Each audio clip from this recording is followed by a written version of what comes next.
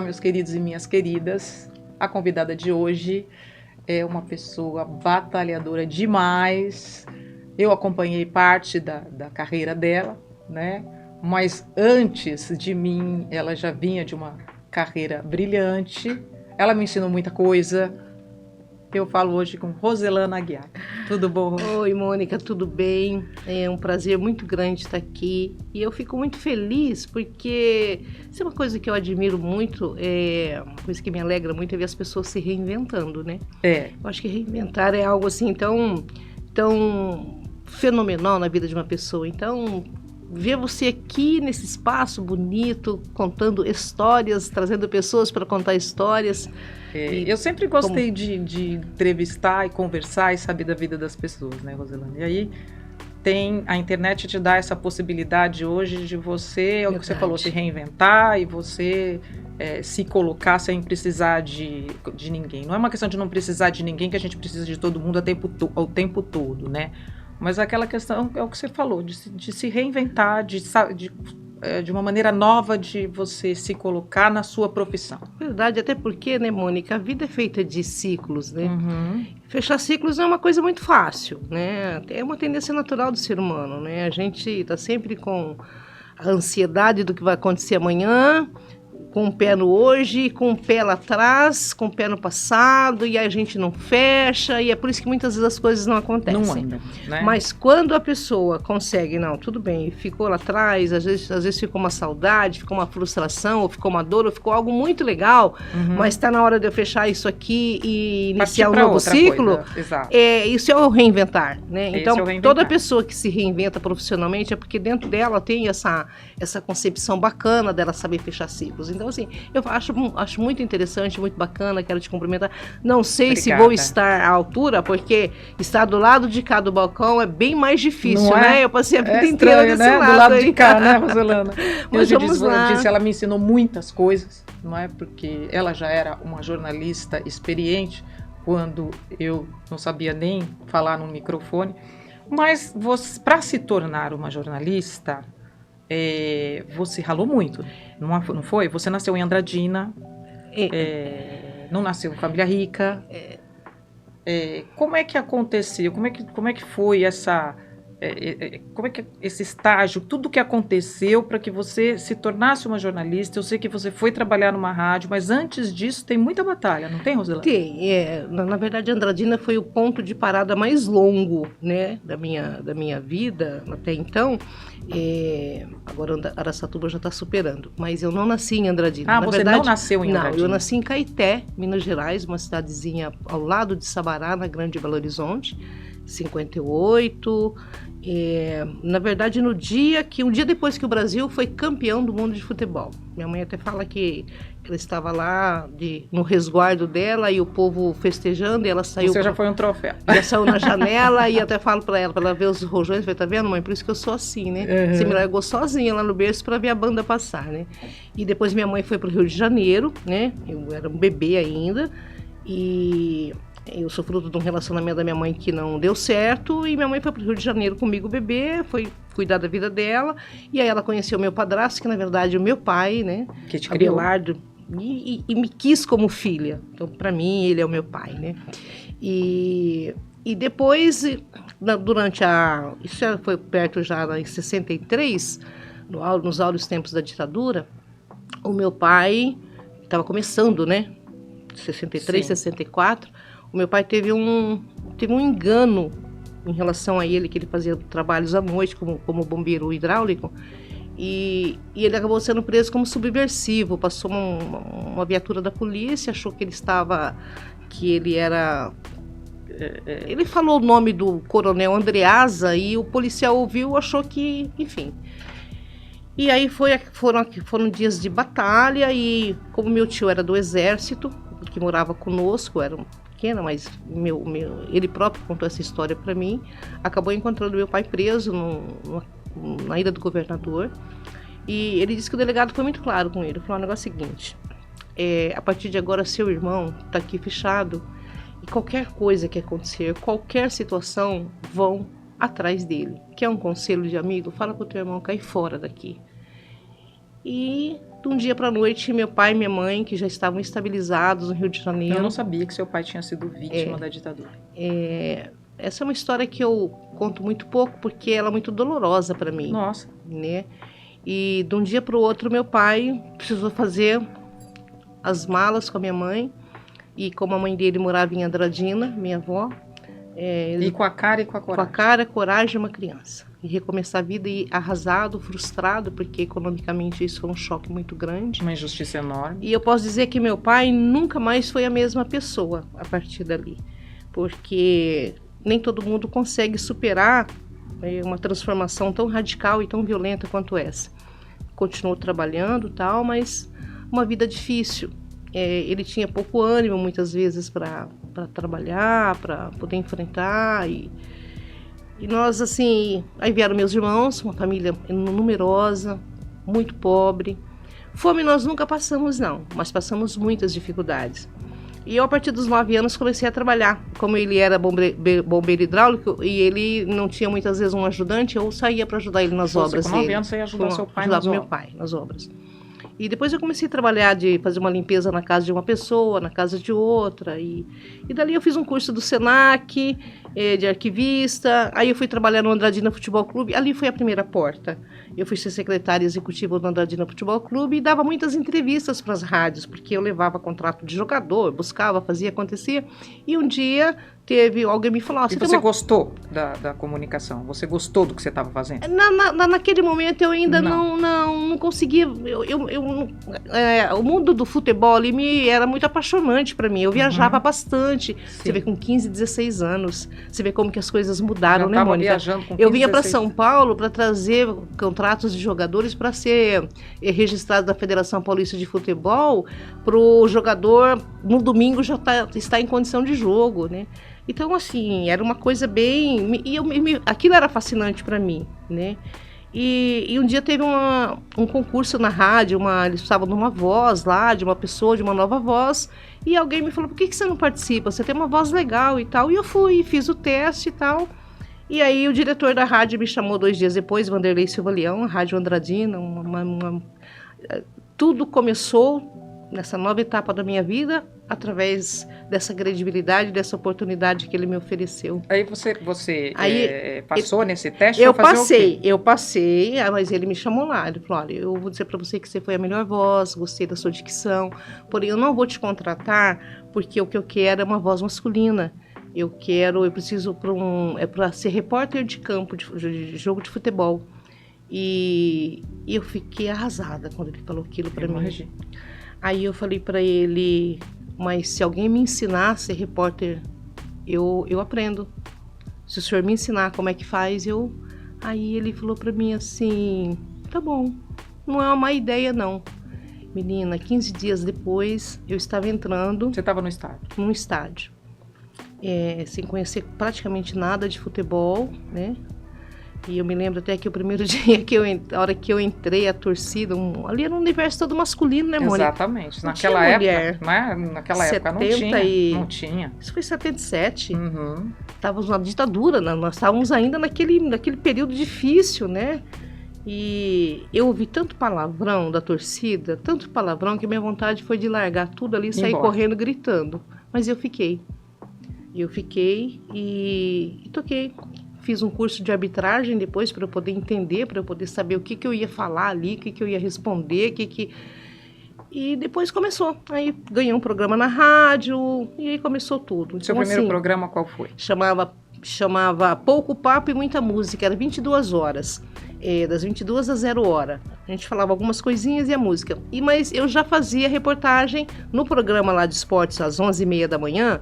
Acho que era Balanço Esportivo com Moacir Gouveia. Eu fazia algumas reportagens ali. E aí foi começando. Dali eu fui depois para a Rádio Urubupungá. Depois fui trabalhar no Jornal da Região.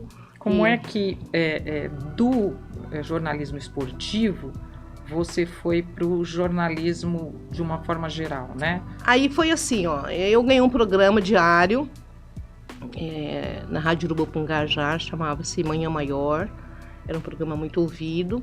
E ali eu migrei para, na época assim, só para fazer na época era a TV Mulher, era o ápice que tinha de comunicação. E esse programa nosso era muito parecido com aquilo, né? Aí eu migrei não porque eu quis, o dono da rádio me passou também para fazer reportagens policiais. E eu comecei a cobrir o meio policial, ganhei um programa chamado Ronda Policial.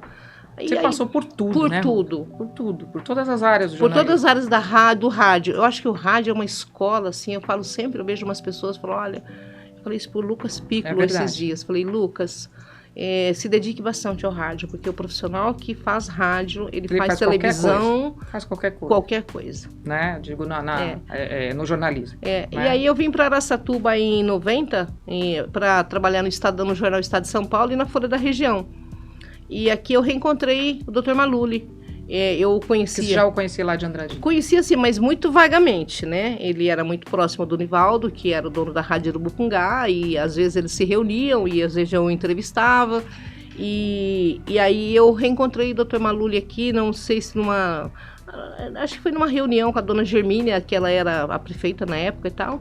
E a gente retomou o contato e aí veio o SBT. Nessa época eu trabalhava na Folha da Região, ralei bastante aqui, hein? Eu cheguei a ter 4 empregos aqui, eu trabalhava na Folha da Região, no Estadão, na Rádio Cidade, eu fazia um programa de manhã e trabalhava tinha um outro serviço que eu fazia, assim, que eram 4 atividades que eu fazia. Não todas no mesmo dia, mas nem intercalado. E ali a rádio era do Chaim, a rádio proprietária do Chaim, aí veio o SBT, e o Chaim... Você foi uma das primeiras funcionárias, né? Da primeira turma que montou ali... Que montou o jornalismo.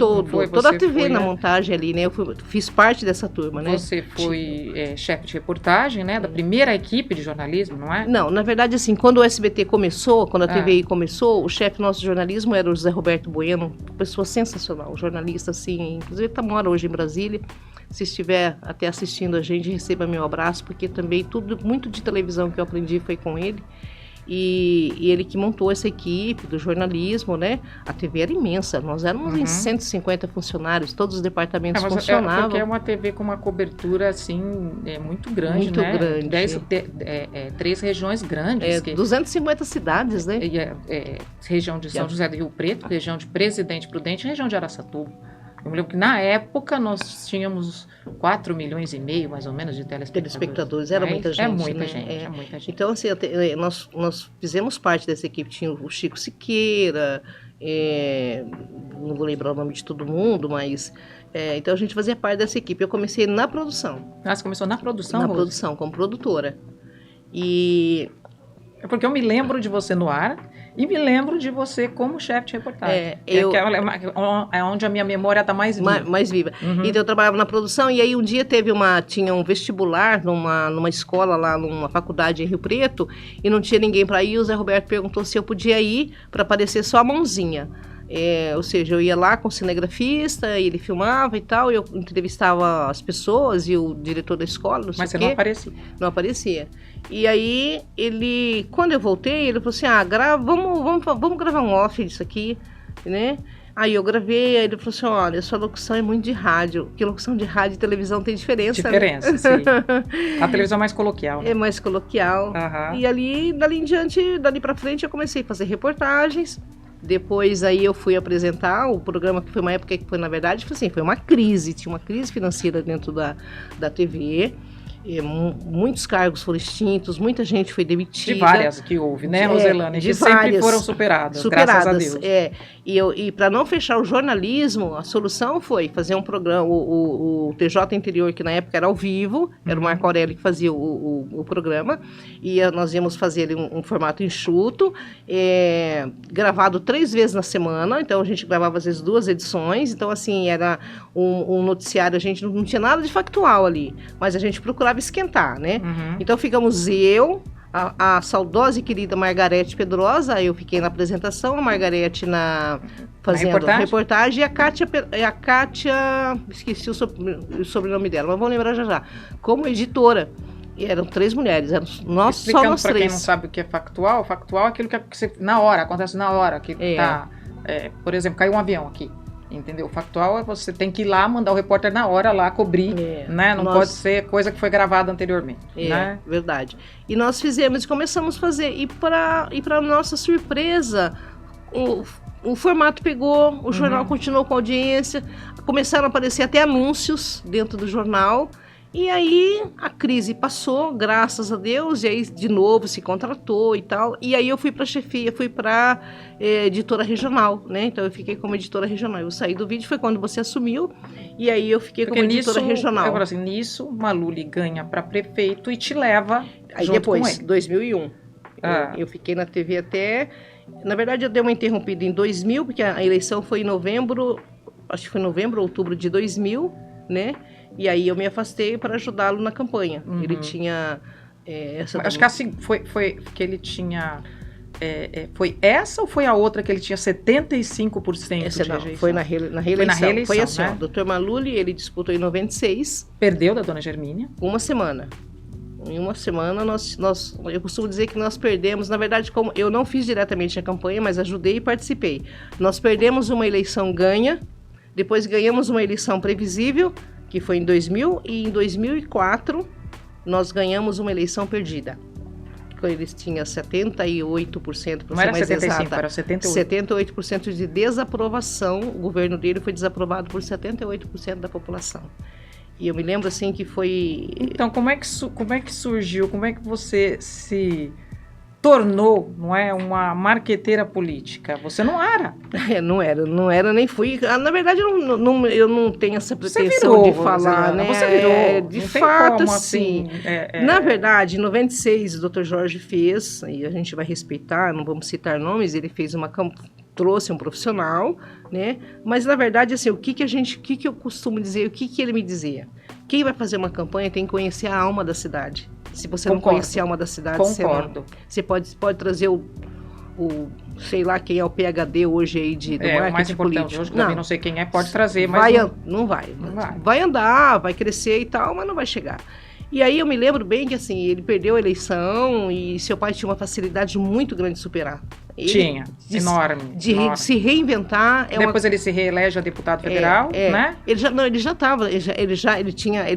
Quando ele disputou em 96, ele já estava deputado. Ele retornou ao mandato. Retornou ao mandato, e se eu não me engano, ele ainda teve mais uma eleição para federal que ele ganhou, né? Não, depois não. 96 ele já estava, aí veio a dona... sim, teve sim. Ele ganha para federal. Aliás, foi talvez uma das maiores votações que ele teve. Eu me lembro que quando ele deve ter sido reeleito em 98, não é isso? Sim, em 98. Foi uma votação muito expressiva. Foi muito expressiva. Foi uma das maiores votações que ele teve. Mas ele trabalhou muito. Muito mesmo. E aí eu me lembro que ele, quando for decidindo se vai sair para candidato de novo ou não e tal, e eu me lembro que já próximo da eleição, eu estava até muito próxima da dona Germínia, que é uma graça de pessoa, uma pessoa, né? Maravilhosa. Muito meiga, muito gentil. Muito. Como eu fazia um trabalho, eu já tinha TIA Comunicações e fazia um pouco de trabalho de assessoria de imprensa, um pouco de marketing, eu comecei a fazer alguns trabalhos para o DAIA e tal, e fiquei muito próxima dela. E até através do Rovedilho, que na época era funcionário, era secretário da Fazenda, eu falei para ele, olha, eu gostaria muito de, na campanha, se ela for candidata, eu estar junto com vocês. Se o Dr. Jorge Maluli não for sair candidato, eu vou estar junto com vocês. E ele demorou bastante para se decidir. E eu me lembro que uma tarde, uma quarta-feira, ele telefonou, né? Nós éramos todos contra. Por isso mesmo, por isso. Sim.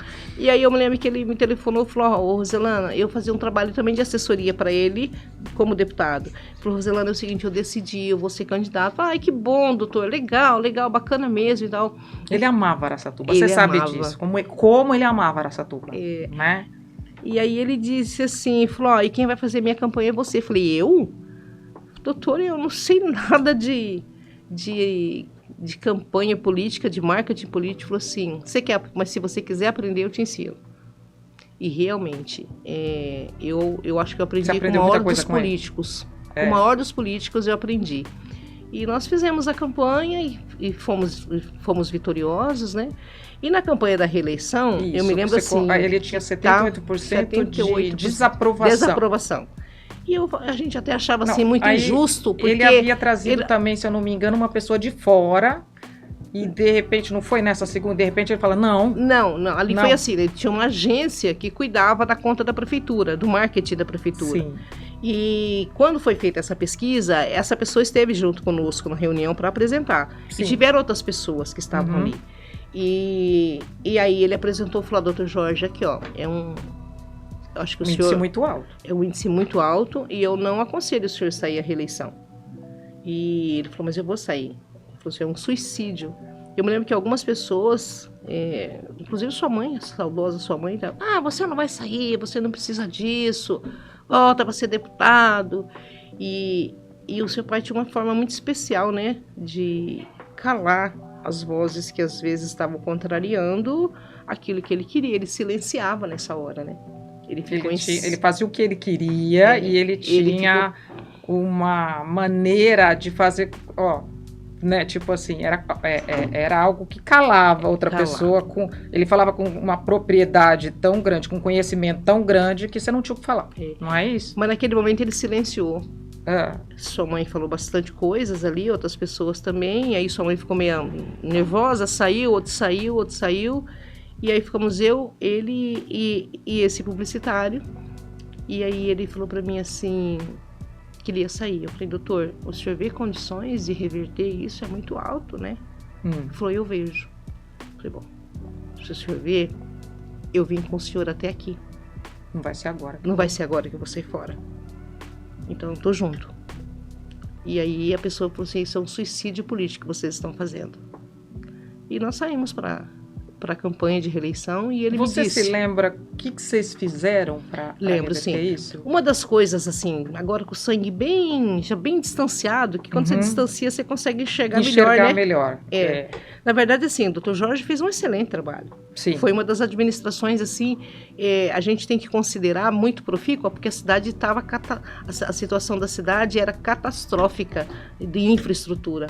Faltava asfalto, faltava as escolas deterioradas, né? Dona Germínia tentou fazer um bom governo, mas ela teve problemas financeiros, não conseguiu, e a cidade estava em pandareco. E o Dr. Jorge, a administração dele trouxe muita verba de fora, muitas verbas e tal, e foi tanto que ele instituiu asfalto de graça a 14 bairros. 14 bairros. Onde tem isso, né? 14 bairros foram asfaltados. Hoje parece que é de graça em todo lugar, mas naquela época não era. Não. Reformou todas as escolas, reestruturou a saúde. Eu lembro que trouxe o PSF, acabou com aquelas filas que o pessoal tinha que ficar a madrugada toda lá para poder tentar conseguir uma consulta. E eu falava, e trouxe a água do Tietê. A água do Tietê já, naquele momento, o projeto de captação... De louco, né? O projeto de captação de água do Tietê já estava com, sei lá, quase 90% concluído, 70%. E aí eu falei para ele, doutor, mas eu não entendo também isso, por quê? As pessoas não, infelizmente, a informação não chegou a todos e o que chegou de forma truncada. O seu trabalho, ele disse para mim, vai ser mostrar isso durante a campanha eleitoral, com sabedoria, com inteligência, com elegância, você vai mostrar. E ele acreditava que se você mostrasse, ele conseguiria reverter. Reverter tanto. Porque se sou eu ia falar assim, 78? Não vou. Ô, Mônica e quem está nos acompanhando, foi algo assim tão desafiador que o primeiro programa de eleitoral, eu demorei 15 dias tentando fazer o roteiro dele e não saía nada. Vinha muita informação, eu tinha todos os números, tinha tudo, mas não conseguia transformar aquilo numa linguagem legal. E eu me lembro que em madrugada eu sempre gostei muito de escrever de madrugada, né? Eu acordei assim levantei umas 4h30 da manhã, fiz um café, tomei um café, e não vou mentir pra ninguém, acendi um cigarro e falei, meu Deus, eu preciso encontrar uma porta, eu preciso encontrar uma forma, eu tenho que condensar, sabe, você buscando aquela ideia? E eu fechei os olhos um pouquinho, que eu estava no sofá nessa hora da sala, meu escritorinho ficava do lado, assim, e me veio a cena muito de Deus, essas coisas, né? Falei, o Malu foi tão... Ele age, né, Roseli? Eu falei assim, Deus, mas o Dr. Jorge foi tão massacrado na campanha, que o pessoal falava que ele só estava prometendo que não ia fazer e tal, e me veio a cena. Na campanha anterior, o Rio da Mandarina ainda é o maior bairro de Araçatuba, era todo de terra, buraco, lama, aquilo era uma coisa terrível. E ele foi um dia fazer um arrastão com a equipe dele lá no Ilda, tinha chovido, a equipe da televisão estava junto da campanha, e ele, estrategicamente ou não, e eu acho que foi estratégico, porque o Dr. Maluli era muito estratégico, muito. E ele, em vez de passar por aqui, tinha uma poça de lama do tamanho do mundo, ele entrou por dentro daquela poça de lama, entrou por ali, o povo atrás, e ele falou, eu vou asfaltar, porque eu vou asfaltar, porque eu vou asfaltar. E nós usamos aquela cena dele no programa e tal, do compromisso. E ele foi muito... E o compromisso cumprido depois? Ele foi muito achincalhado. Os demais candidatos acabaram com ele e tal, que aquilo era populismo, que aquilo era não sei o quê. E eu falei, já sei o que eu vou fazer. Vou começar a primeira cena dele, o primeiro programa, vou buscar aquela cena, colocar em preto e branco e vou levá-lo lá naquele mesmo lugar. Para mostrar como tá hoje. Fazer ele andando naquele mesmo lugar. E tinha um texto que dizia isso. Aí o texto saiu. Eu comecei o texto dizendo o seguinte: poucos são os políticos que podem, 4 anos depois de ter ido num lugar e fazer uma promessa, voltar lá e dizer eu fiz. E aí a gente tinha uma equipe de televisão maravilhosa, na Nelson, uma equipe muito boa. Fizemos um programa sensacional. E aí o que aconteceu? Saiu o primeiro programa. A gente deu sorte até de encontrar uma mulher que ele sempre falava assim, que nós levamos ele lá para gravar, e ele sempre contava isso, porque tem uma pessoa lá no Ilda Mandarino que falou ele que... não esquecia das pessoas. Não. Gente, eu sou uma negação. Ele não esquecia mais de uma pessoa. Ele falava uma primeira vez com a pessoa, ele não esquecia do nome, da fisionomia. Ele falou assim, tem uma senhora lá no Ilda Mandarino que ela falou assim, quero só ver se o senhor vai asfaltar aqui mesmo na campanha. Aí ela falou assim, eu vou e a senhora vai ficar me devendo uma coisa, o seu voto agora e um cafezinho depois. Pois a gente conseguiu encontrar essa mulher lá no Ilda Mandarina, essa senhora. E vocês foram tomar café lá? Fomos tomar o café lá, aí filmar. Então, dali em diante, a gente pegou aquela linha com todas as outras obras. E aí começou a vir na sua cabeça tudo. Aí vem, o Wagner estava comigo, né? O Wagner, um monstro Sim. Foi meu parceiro, assim, na campanha. Entendia muito de televisão também, né? Muito. E um pouco de política. E aí nós vencemos uma eleição perdida. Mostrando para as pessoas que ele... Apenas mostrando que foi feito. Apenas mostrando que foi feito. Você disse, parece que foi Deus, que não é que parece, né? Num momento da sua vida, e você se aproxima mais de Deus, não é? Você conhece Jesus de mais perto. Como é que aconteceu isso? Na verdade, assim, né? Eu tive em 2010, eu me divorciei e foi um momento assim muito difícil, né? Por mais desgastado que esteja um casamento, por mais que não esteja legal, né? É um luto, você né? romper... Assim, os psicólogos, psicanalistas falam que uma separação de muitos anos de casado é igual a um luto. Um luto, né? Então foi assim algo muito... Do dia para a noite acabou. E não foi muito fácil para mim naqueles primeiros dias eu administrar aquela situação.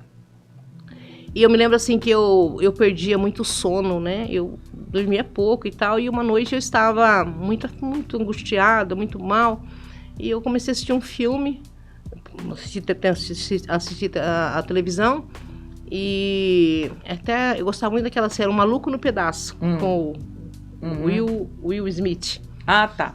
E no intervalo, eu fui ver se tinha alguma outra coisa que já estava para terminar ali. Eu falei, a hora que terminar aqui, eu vou vou pegar outro programa aqui para mim passar o resto da noite acordada e assistindo alguma coisa. E aí eu estava passando uma reprise do Show da Fé, com o Missionário Soares. E eu parei ali. Eu parei e comecei. Eu já tinha visto algumas vezes, mas... Eu vou ser bem sincera, até quando eu via ele, eu pulava. Aí você começou a escutar? Aí eu parei, comecei a escutar, e aquilo foi me fazendo bem. Foi te tocando? Foi me tocando, e eu dormi. Pela primeira vez, acho que foi a primeira noite que eu dormi depois de muito tempo. E aí na noite seguinte eu fui assistir. E assisti de novo. E aquilo foi me alimentando. Foi te tocando? Foi. E você e foi aí eu comecei, melhorando o sono? Eu comecei assim a ver Jesus, foi me apresentado Jesus da forma que ele realmente é. né? Ele é a porta que nos leva a Deus.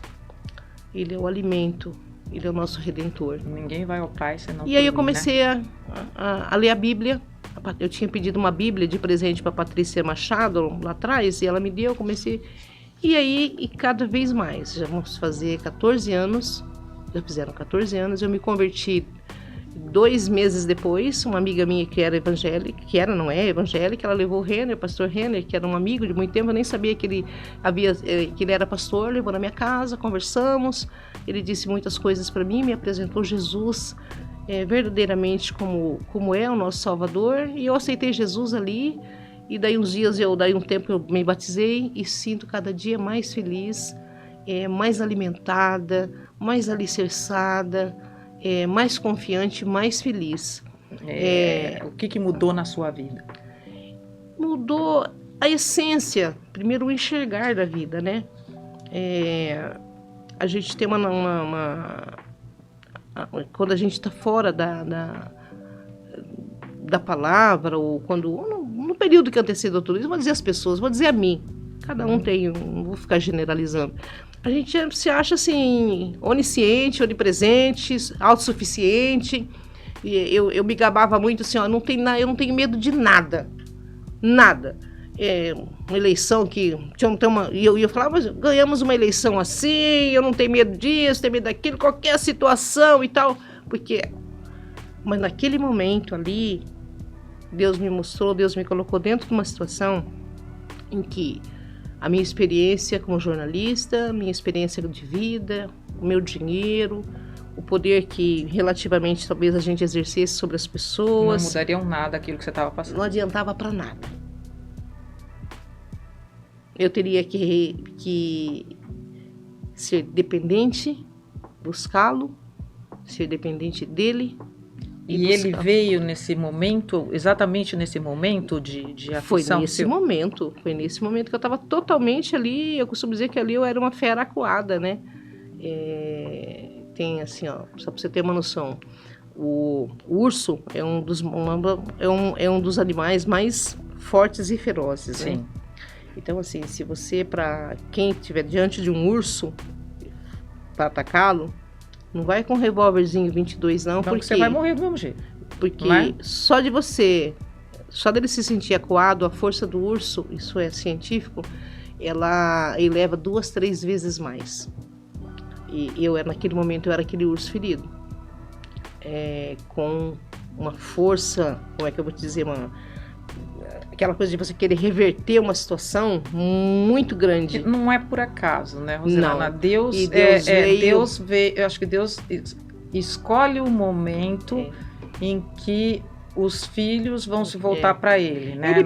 Ele permite que situações dessa natureza ocorram exatamente para que o homem possa ouvi-lo. Para que a gente possa enxergar, para que a gente possa restabelecer o vínculo com ele.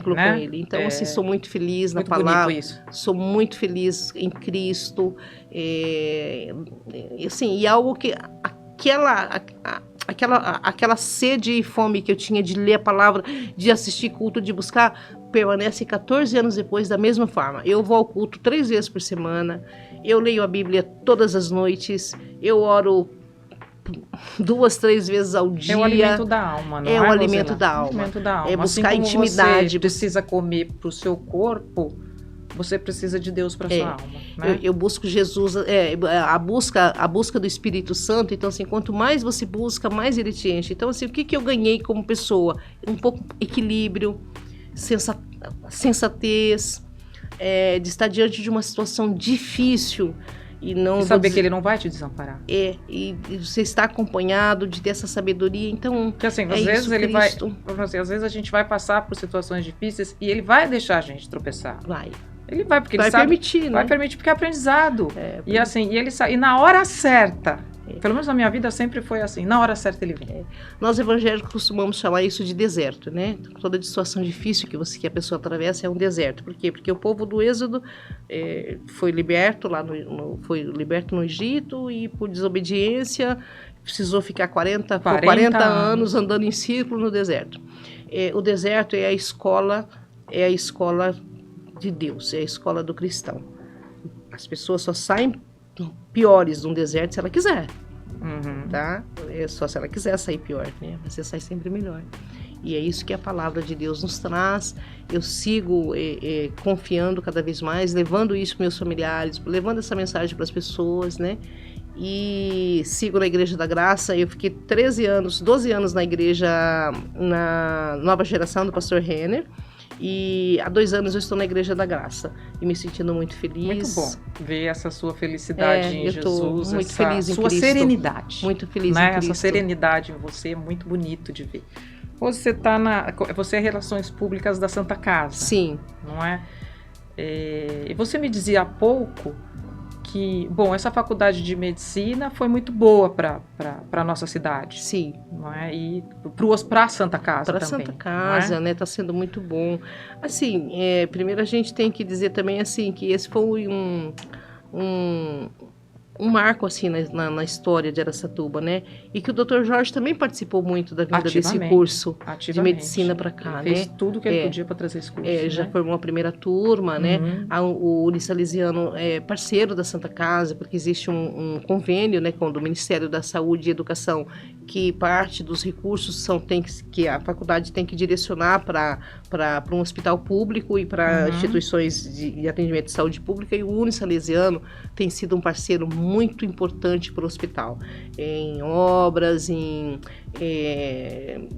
inclusive agora eles estão fazendo um novo ambulatório, então assim, tem sido muito importante. Então a Santa Casa de Araçatuba, ela é um hospital, eu presto serviço para a Santa Casa desde 94, né? Inicialmente à distância.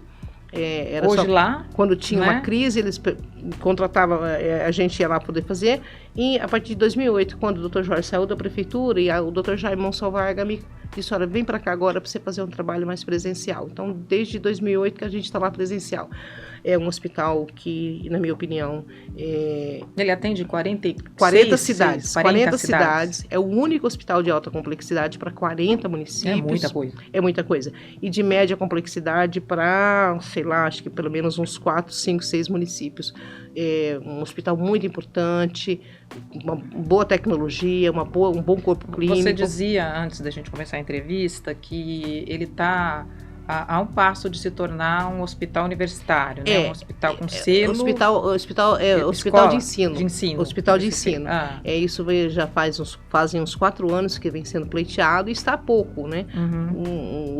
Já tramitou pelo Ministério, por quase todas as instâncias do Ministério da Educação, né? O que agora muda quando ele receber esse selo? Primeiro, assim, o hospital de ensino, o valor do procedimento realizado não é igual o SUS de uma paga. Santa Casa normal. Não, o SUS paga um valor maior para esse hospital. Então, isso já vai ser muito importante, que é grande problema do hospital da Santa Casa hoje, de quase todos os hospitais, é a defasagem da tabela SUS. Isso. Ainda que o governo do estado sempre tem um programa para poder dar um plus, para poder... o profissional, né, com essa defasagem, fica difícil você ter um bom profissional, né? Não, só para você ter uma noção, na Santa Casa tudo é gigante. Só de medicamentos, por mês, são 4 milhões de reais por mês de medicamentos. Por ano, 50 milhões. É muita coisa. Entre medicamento e material de cirúrgico, né? Então, tudo ali é muito grande.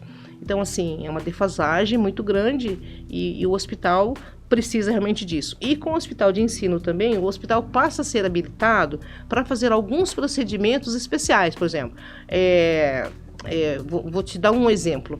A gente tem hoje lá um parque dentro de um equipamento no setor de hemodinâmica, que é o que faz o cateterismo, a angioplastia, é de última geração, e ele permite fazer alguns procedimentos pouco invasivos em pacientes, por exemplo, idosos. Recentemente foi feito um por convênio. Então, o paciente com 80 e poucos anos, foi colocado uma válvula foi trocado colocado algo dentro do coração dele, apenas por um catéter, porque esse paciente não podia ter uma anestesia, não podia receber uma cirurgia. Uma cirurgia.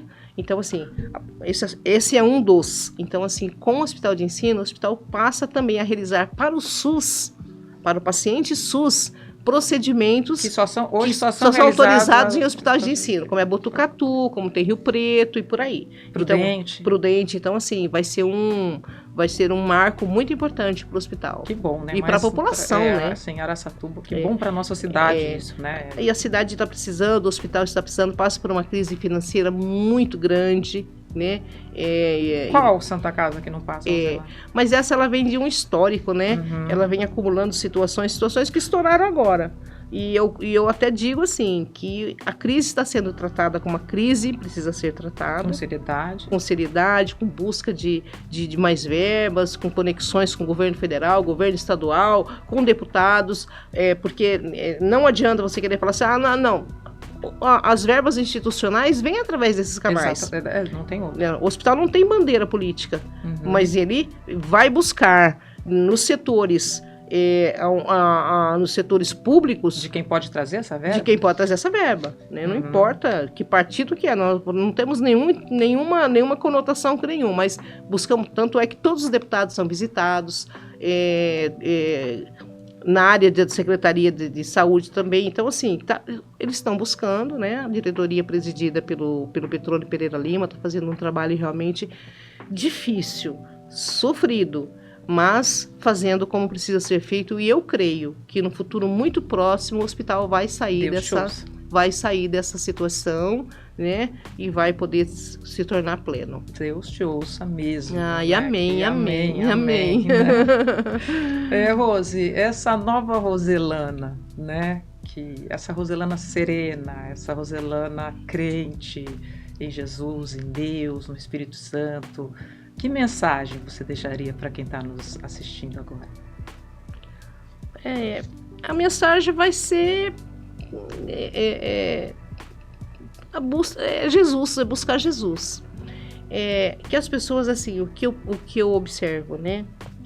As famílias, assim, precisam ter momentos de comunhão maior.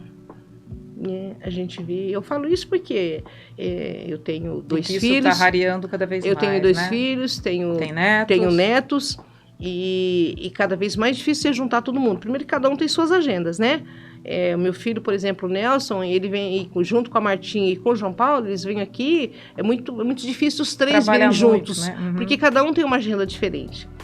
Mas no dia a dia, o que a gente observa? É difícil você juntar todo mundo para sentar, para almoçar, para jantar, sem um tá no celular, sem o outro tá conversando aqui, né? Então, assim, primeiro, assim, as famílias precisam ter momentos maiores de comunhão, de proximidade, de conversa, com certeza, né? Os pais precisam levar. Nós pais somos os sacerdotes das nossas casas, nós temos que levar Jesus para os nossos filhos, para os nossos netos, né? Mas é difícil? Não é difícil, vai a sua postura. Você atrai uma pessoa para Cristo como? Né? É você irradiando nas suas atitudes, no seu falar, no seu exemplo, o que Cristo está fazendo na tua vida, né? Então, se o pai tem uma vida desregrada, a mãe tem uma vida que não sem compromisso, os filhos uma casa onde abriga todo dia. Como é que essas pessoas, ainda que as pessoas, às vezes a pessoa vai na igreja e tal, e tem essas posturas, como é que o filho vai enxergar? Não quero saber desse Jesus, não. Meu pai e minha mãe ficam brigando o tempo todo, né? Então, assim, essa busca no Espírito Santo que eu acabei de falar, que traz pra gente essa serenidade. Não pensa você que eu não tenho momentos que eu não tenho vontade de gritar, que eu não tenho motivos para gritar, para brigar, mas o Espírito Santo me ajuda a controlar isso, a não ter isso, a refrear isso. Às vezes é impossível, né? Às vezes não é impossível, às vezes é difícil. Então, assim, os pais trazerem Jesus para colocar. Quando você traz Jesus para dentro da sua casa, você pega a Bíblia, você tem vários, né? Você tem várias passagens de Cristo, que Cristo, quando entrou, mudou a vida de todo mundo. Então, se ele mudou lá, Jesus Cristo de ontem, o mesmo de ontem, é hoje e vai ser sempre. Então, buscar em Jesus. As famílias precisam mais, essas crianças, esses jovens, né? E a gente próprio. Então, buscar Jesus. Ele é o caminho, a verdade, a vida. E ninguém chega ao Pai se não for através dele. Roselana, muito obrigada. Eu que agradeço. Por essa conversa maravilhosa que a gente teve. Foi um momento, assim, muito precioso. Desculpe se eu, de repente, não sei se consegui atender a sua expectativa e a sua pauta. Muito. Mas foi um prazer. Eu quero mais uma vez te cumprimentar por esse reinventar. Você é uma menina, sempre foi muito talentosa, comunicação, uma coisa que você sempre gostou, e para você foi muito mais difícil, porque você teve que provar que você era mais do que a filha do dono da televisão. Exatamente. Então, para você, a cobrança era muito maior do que para mim. Era um peso muito grande.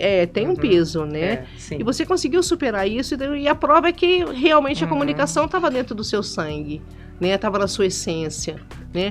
Deixar um abraço pro Paulo, tô com saudade dele, pro Bruno. Faz tanto tempo que eu não vejo o Bruno, de vez em quando ele aparece nas minhas redes sociais. A comunicação tá no sangue. Tá no sangue, né? E tô doida pra ver o Maluli numa campanha, numa política aqui em Araçatuba, né? Malulinho? Esses Maluli tá aí, esse povo sumiu tudo da política, meu Deus do céu, eu tô né? Fora. Rose, que essa luz sua continue a brilhar da maneira que tá brilhando, querida. E assim, eu te desejo do meu coração tudo de melhor. Foi muito bom conversar com você e sentir essa paz que você traz. Amém. Obrigada. Eu também te agradeço muito. Parabéns pelo seu aniversário dessa semana. Que Deus te dê um novo ano de vida ainda mais feliz. Eu quero agradecer a todos. Muito obrigada. E espero que alguma coisa de que a gente colocou aqui possa ser uma semente legal para frutificar, para germinar e frutificar na vida de cada um de vocês e na sua vida, principalmente de toda a sua descendência, em nome de Jesus. E para vocês, um beijo no coração e até a próxima quinta-feira com mais um podcast.